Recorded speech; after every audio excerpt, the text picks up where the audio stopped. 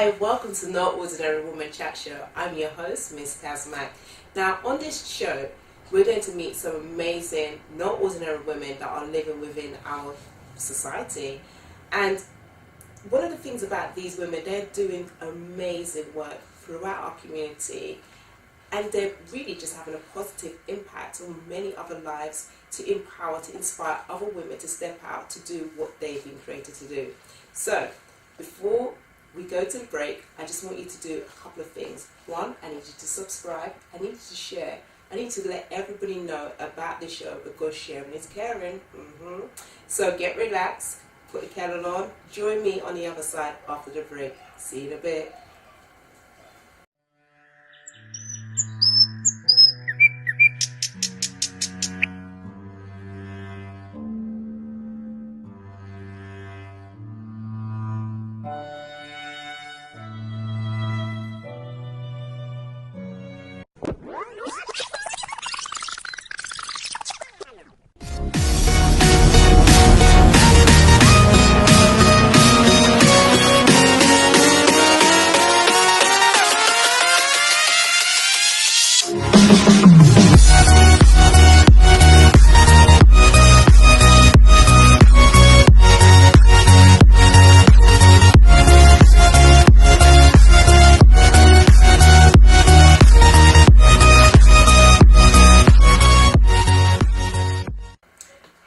Welcome back and thank you for staying locked with me, No Ordinary Woman Chat Show. So, who do we have on the show today? We have a little treat for you. This woman is so amazing, and I mean, guys, listen, I need some of the mans them to be tuning into the show today because this is so special. We've got a lady by the name of Tali. Now, Tali, she is the creation of Caya, C-A-Y-A. And which C-A-Y-A stands for something, and it's a sound system. Yes, you heard me right, sound system. It came about through the strife of modern day life as Tali's in Tali's mid-20s as an operator and selector. Tali had achieved most things considered the status quo, but was still unfulfilled in their doings. So searching for more than material acclaim, it was at this point that she started looking within, and thus her spiritual awakening and her journey began. So, without further ado, let's meet this amazing, not ordinary woman that I have seated on the couch with me today.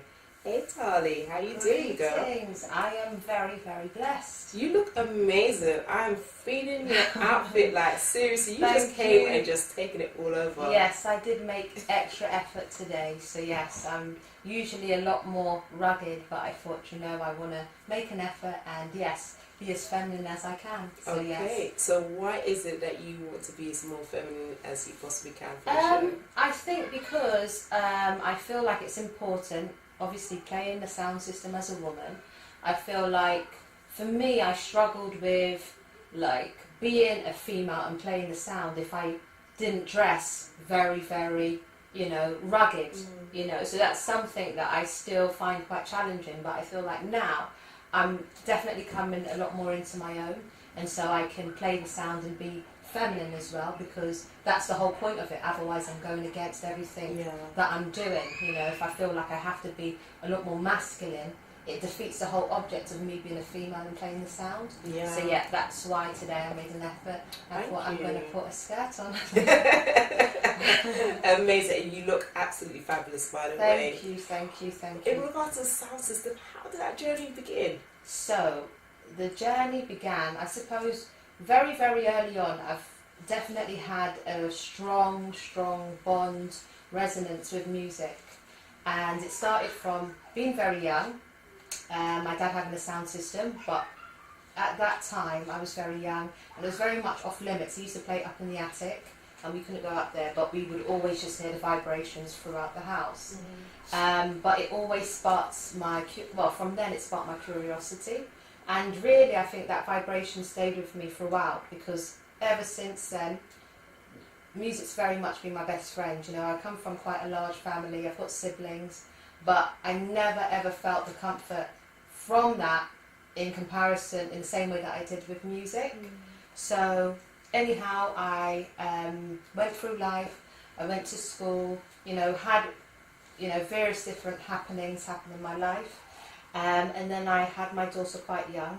But I was very, very, I think from very young, I was very, very ambitious. You know, like I went to school not far from here, and I was determined that I knew what I wanted to do. So I decided that I was going to go to school miles away. Right. Well, miles away was at Harrow at the time, kind of thing. And no one else knew of the school, but I was very, very determined. And then when I finished school in Harrow, I decided that I wanted to go to the Brits. And no one had been to the Brits. So I set about kind of making an application, turned up by myself, because at that point I was very much young. And I was alone, because even though I had a family, I was kind of away outside of my home kind of thing.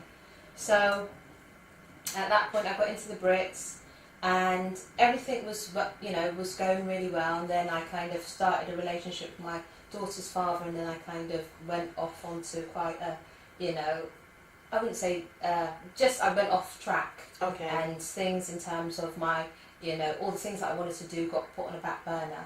And then I had my daughter. Roughly how old was you then? I was 18 when I had my daughter, so I was young. But I was, once I'd had her, it wasn't straight away, but it was like maybe once she turned 6 months, I remember thinking, oh my goodness, I've got this for the rest, like the rest of my life. It was that awakening.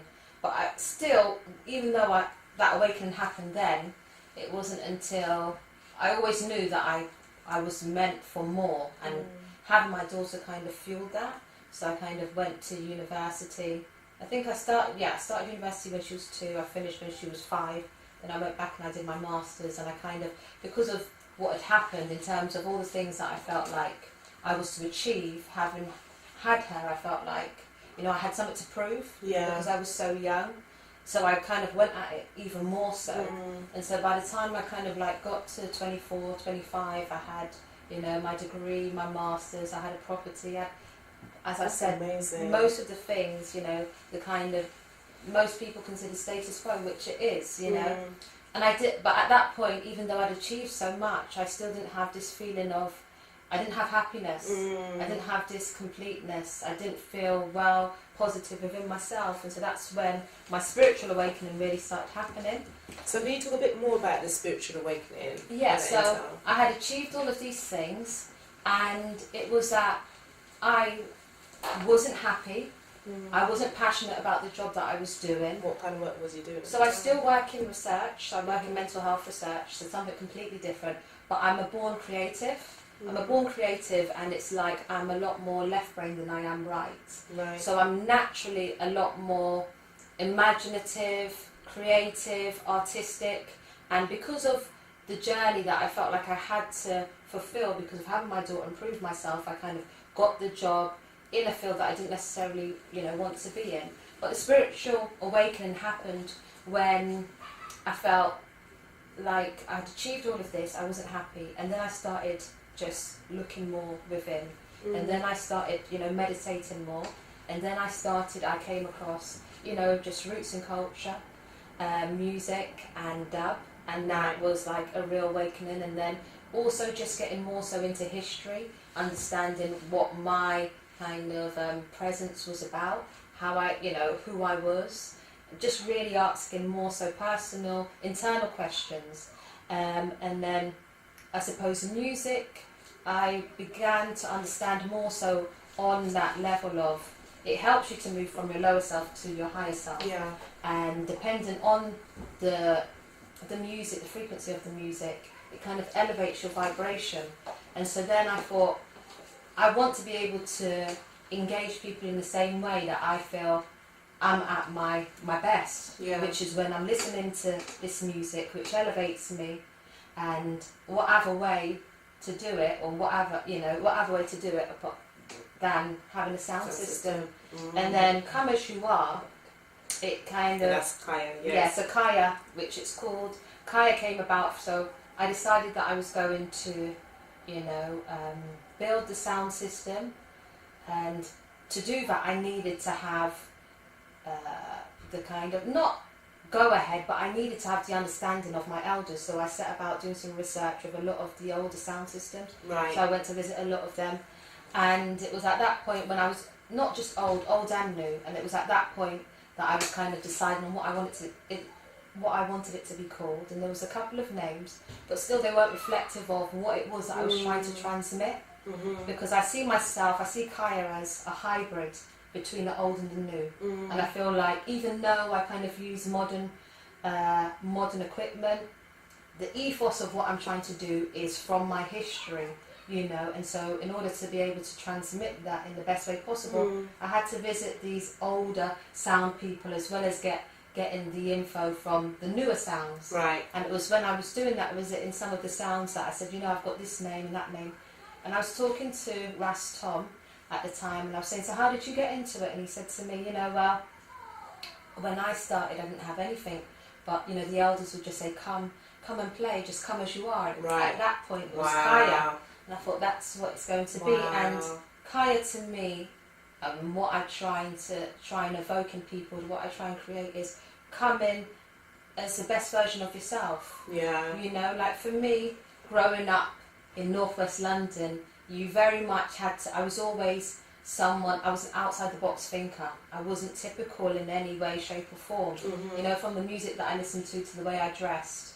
And because of that, I felt very much alone and uncomfortable, you know. But I feel through growing and through understanding what my purpose is, and understanding that I'm energy, and understanding that, you know, everything is energy, and we can control everything that happens through what we do and from what we transmit.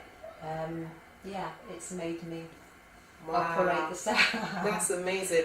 But in regards to, you know, creating and building your own sound system and everything else, you know, obviously when you was doing your research, going back to the elders, yes, did you feel that, you know, being a woman, that they didn't really take you seriously?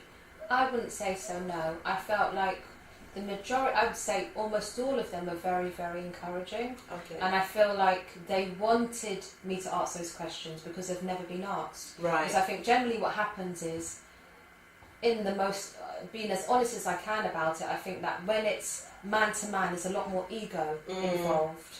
And because I'm a female and I'm operating more so from my spiritual being, rather than an egotistical stance, they were a lot more welcoming of the questions that I had to ask and the things that I was interested in. And I feel like they would be happy to another man, but because of the ego, everyone's operating out of the ego, that blocks the kind of communication that could happen. Yeah. So I feel like, no, they were happy to answer my questions, and they were maybe also quite taken aback by my curiosity and the things that I wanted to do, and seeing sound system not just as, you know, we're playing out this week, but as a way of life, because I very much believe that I can't now see my life without Kaya. It sounds, to a lot of people it would sound ludicrous, but for me, sound system, just like singing, just like performing, is another branch in the music industry, and that's what I really want to encourage, that you don't just have to sing to be considered, you know, you don't have to just be a performer, you can operate, and that can just be as great. It can be just as great. But then that's how you got like the DJs, you got all of those people, and obviously even with them doing you know, the mixing of the music and everything else, it is a way of life, because you're entertaining people as well, you know. So going forward, what challenges have you come up I think against, let's say? The challenges that I've come up against, what would I say they've been? Do you know, I don't feel like there's been anything that I can really say that stands out, just because I feel like I just embrace it all. I feel like the things that, the challenges maybe are, you know, this year's been my first year, so I've kind of taken on bookings which have been great, because this year's tour, my first year's tour, has been called Love Liberation. So I'm trying to liberate people through love and spirituality. And I'm wearing the right t-shirt there. Love one another, everybody.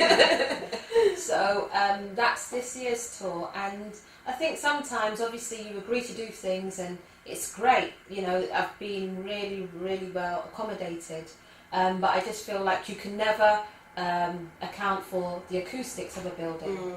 You know, because, like, for example, I played upstairs somewhere, and the floor was wooden, and so my whole stack was vibrating, and I was like, Oh my goodness. gosh. And I just couldn't rest. Wow. Because, you know, obviously you want people to feel uplifted and to, you know, Yeah. be enjoying themselves. But then you're thinking, I don't want any of my speakers to drop on these people. Yeah. Even though I've got public liability and all of that, you just don't want that to happen. Of course. So, those are the things. But I wouldn't really consider it a challenge. I think, challenges, one of them I would say is that more and more, obviously, a lot of the buildings are closing down, which have housed sessions. So I feel like that is part of my mission, to really, as part of, you know, London and wider afield, to get sound systems and being considered as like a cultural. It needs to be something that's a fixture, not something that's, you know, here and there. It needs to have its own space. You know, it needs to be considered our heritage. Yeah. So we should have like a dedicated building. So that's something that I'd really like to try and establish I like that. here in the city.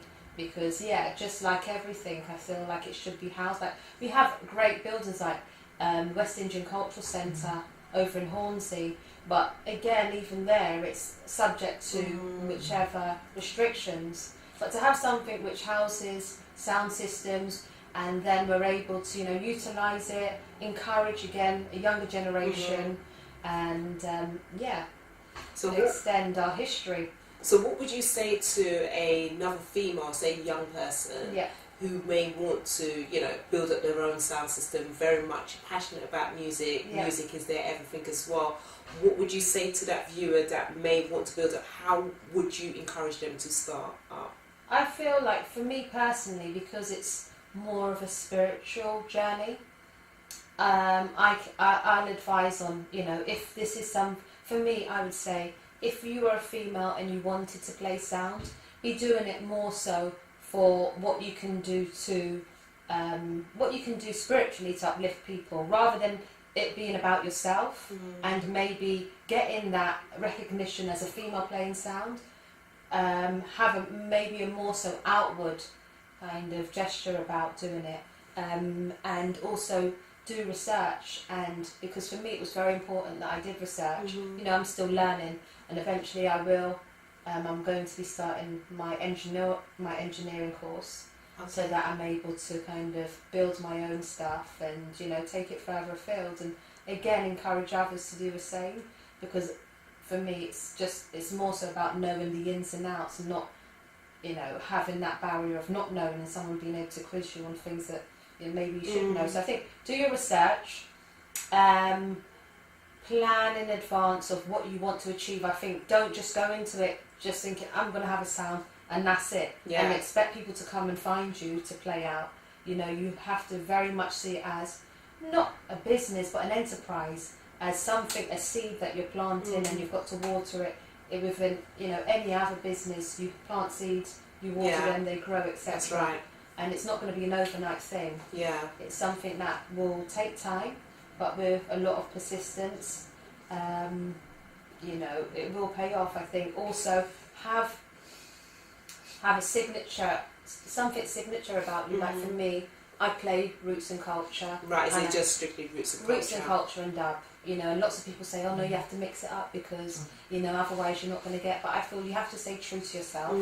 You have to have principles by which you stand by, whether that's to do with the music you play, who you play with, and what you want to, you know, get across to people. I think those things are all important. You mentioned before we started the show about dubs, that you don't really deal with the dubs. Yeah, I feel like I don't play dub plates. What is dubs? Just in case anybody of our viewers don't even actually know, they may be watching thinking, what's she talking about, dubs? So dub plates, generally, you've got dub plates and you've got specials. So specials are versions of songs which might have like my name incorporated into the song. So it might be saying, you know, I don't know, big up Kaya Sound and things like that. Or it might be, generally that's it. That's what I refer to as a dub plate. But there are other dub plates which are pre-releases, but I'm also referring to dub specials. So I don't play specials purely because I feel like I'm literally just a delivery. You know, like I have no involvement in the message. I'm taking the message from, you know, the higher purpose to the people. Right. So therefore, it shouldn't be about someone saying big up Kaya Sound, because then I've intercepted what was meant to be delivered. And it's glorifying you, isn't exactly. it? And I think that's what's that's happening the ego. a lot. Yeah. That's still the ego. Yeah. Because, you know, I was listening to a message by a praise and worship leader, and he was saying one of the things is that how what we're finding in society now is that we're trying to take, not deliberately, but we are taking away that glory from God, and we're making it focus on ourselves. And you can see that, you know, with all the social media platforms that we have, everything is about me, you know. So I love what you're saying in regards to, you know, you wouldn't have that because it's not about you. Your purpose is just to deliver to the people, you know, through that message. So yeah, well done on you. Exactly. Well, thank you. thank you. But yeah, what I do is I play positive plates, so, you know, inspirational quotes and things like that in between, you know, songs or as part of my set. That's what I try and do, again, just to encourage people, you know, not just whilst they're there, but to also think about further afield, maybe later on in the week. It's really just trying to give them that encouragement, you know. So I play positive plates. Excellent. Oh, I love that. So do you like go on the mic, you start chatting and start dropping lyrics and? Well, I can, but again, I don't. Find out anything for us? No. Find out one beat or one drop. No. I'm not. Just because, yeah. I can very much, and I'm comfortable doing it, but again, when I'm playing out, I don't, just because, again, I don't feel like it's about me. Right. I do chant, you know, in terms of maybe it's something that I would say referring to a quote or, you know, a when you verse. say referring to a quote, could you give an example? So it could be anything, like the universe, anything, any kind of quote that I feel would be significant in what it is that I'm trying to convey. But I don't chant about myself. Right. So I don't do that, but I do generally just try to inspire and say things which are, you know, inspiring to people. So I could sing, I could chant, and I can do all of those things, but I try and minimize that as much as possible, just because it's not about me. It's about delivering something greater than me through the music. So I try and, you know, reduce the amount of time that I have to be on the mic. But I do have, you know, people who will come on and, you know, take up the mic and things like that. Okay, so do you mainly just do like the selecting and I do selecting and making sure that I don't blow any of my drivers. So what do they call it? Is that like an engineer? Operating. Operator, that's yes, operating and the engineer, So engineering the set, making sure that I don't blow any of my drivers, and making sure that everything sounds as you know, it can, best version of it. So that's what I do, trying to, you know, make sure that there's not too much of a gap between me flipping over the vinyl and starting the next tune. So that's what I... So you still stick to the vinyls and everything else? Yeah, so I play a combination of vinyl and CD, and I feel like it's because I need, again, it's about educating people, and for me, I didn't know where I was going until I knew where I came from, and that's what I feel the vinyl represents, my history. The CD represents, you know, where I am currently, and obviously there's new technologies which again, you know, surpassing even the CDs. So yeah, I'm a bit of a hybrid sound system, bridging everything together. So yes, I play vinyls, and even though obviously everything's a lot more accessible in terms of, you know, MP3 downloads and things like that, there's something about vinyl for me. You know, it's like, I don't know, I'm sure it's the same as maybe taking a child to a sweetie shop or taking, you know, a gadget geek to one of these tech shops. Yeah. But when you open a sleeve on a vinyl and you play it and the needle hits it, then, you know, there's something unique about it. It's like, even when, you know, like some people would read their on their iPads or, you know, any of the technical ways of reading a book. That's it. I still like to feel a book, That's you know, it. be able to That's highlight it and things like that. You know, it's just that way of doing things. I so get it. But do you find, I mean, is there any other, like, say, female sound systems out there as well? Right, so last year I played with other female selectors, and another sound system who I know and is operating is Rebel Rock, so she's based in Birmingham.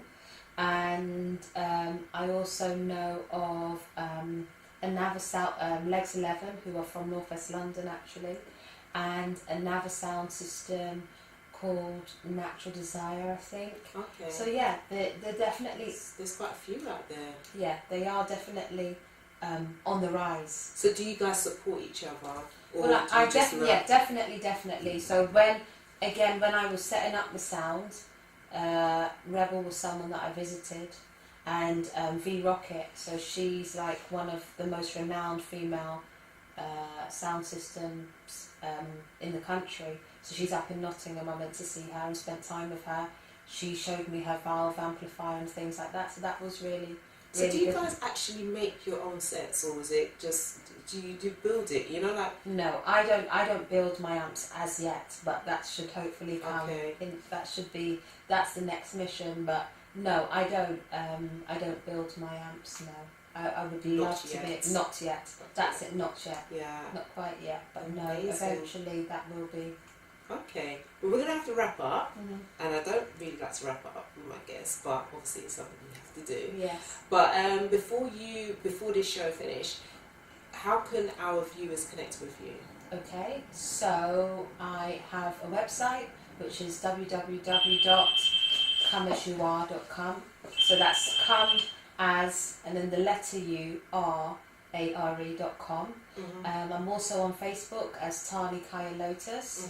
I'm on Instagram as Kaya Sound System.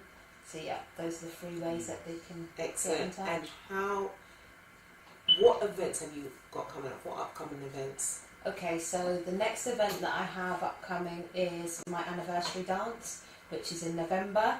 It's going to be in London, so for all of those that were complaining about it being, way out in wherever, in this town, in this place, it's going to be in London, and it's going to be with a very, very spiritually uplifting sound system, so I'm looking forward to that the most. That's in November. So it's Saturday the 11th of November, and I'm also going to be joined by performing artists and Arifa Marie Jah and Salman Lee. And we're also going to be recognising Nelson Mandela. Okay. So yes, That sounds amazing. Saturday the 11th of November, West Indian Culture Centre. Excellent. Well, thank you so much, Tali, for coming on the show. You're more Big than up welcome. yourself. Thank you. You're just absolutely amazing, as I said previously. And guys, I hope you was blessed. I mean, wasn't she awesome? Ladies, young girls, gents, please do come and support Tali, Kaya Sound System. So until next time, thank you for watching, and I'll see you on another episode. Peace out. We love you. Bye-bye.